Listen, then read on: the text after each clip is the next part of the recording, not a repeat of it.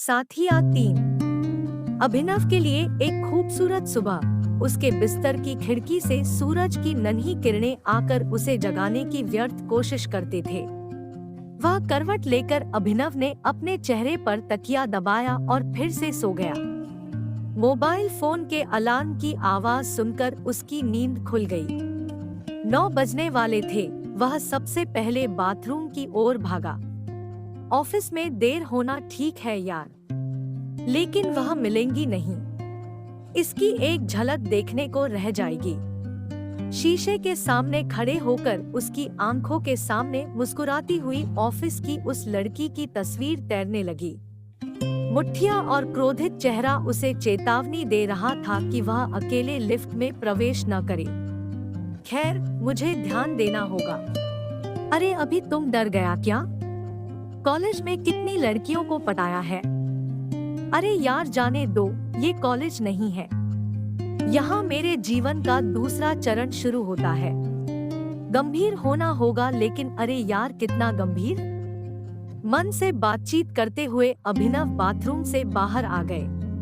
काली pant और cream shirt पहनकर अपने बालों में कंघी घुमाई और शीशे के सामने आंख मार दी। 9 बज रहे थे। तुरंत डाइनिंग टेबल पर रखा गर्म नाश्ता खाने बैठ गया। अभिनव उसके विचारों में मस्त था। माँ रसोई से उसे देखकर मुस्कुरा रही थी। बेटा अभी क्या सोचता है? अरे कुछ नहीं, ऑफिस की याद आ गई। बहुत काम है, अभिनव ने संक्षिप्त उत्तर दिया और गर्म चाय को बार बार फूंक मारकर पी लिया। ऑफिस जाते हुए बेटे को माँ हमेशा दरवाजे की चौखट पर खड़ी होकर प्यार भरी निगाहों से देखती रहती। मेरा बेटा अब कमाने लगा है, 23 साल का हो चुका है। अब उसके लिए लड़कियां का देखना शुरू करना होगा। अपनी आंखों से अभिनव बाइक ओझल होते ही अपने काम में लग गई।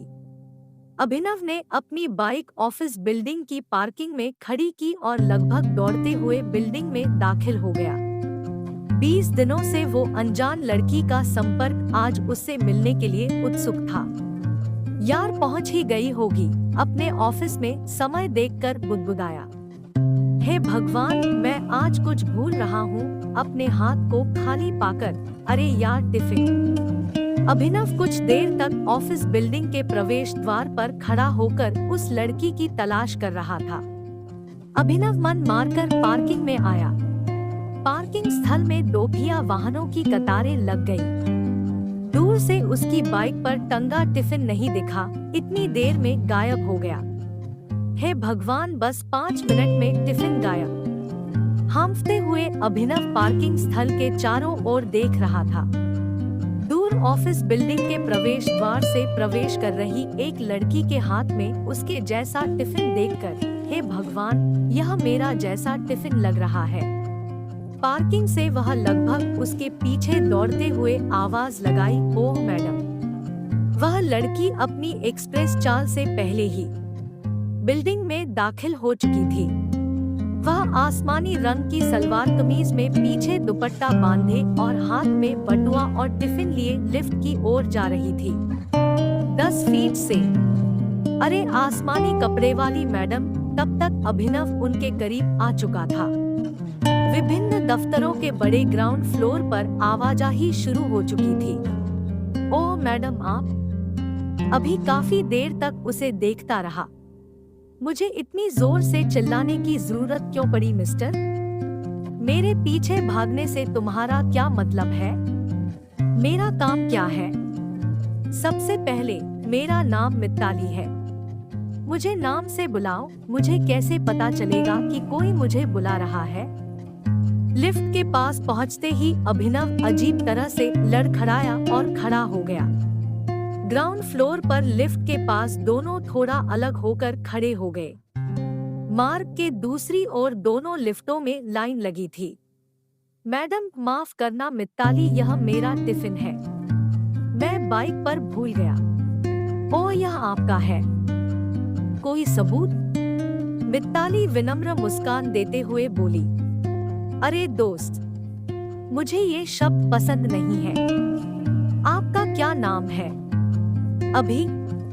हाँ, बस इतना कह रही हूँ। आपका नाम क्या है?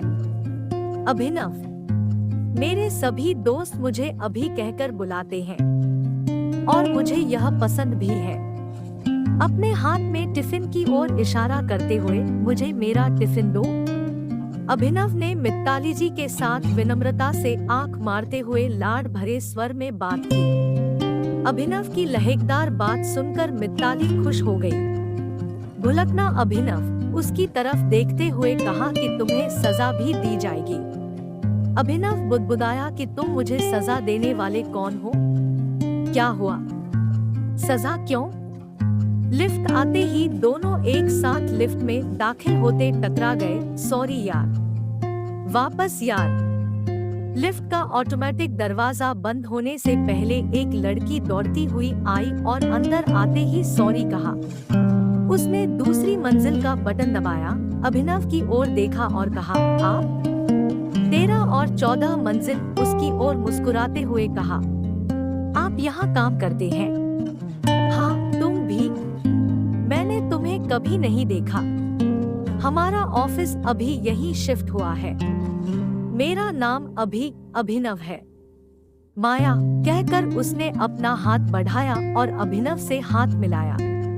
मित्ताली दोनों की बातें सुन रही थी। अरे लिफ्ट भी धीमी है, दूसरी मंजिल कब आएगी?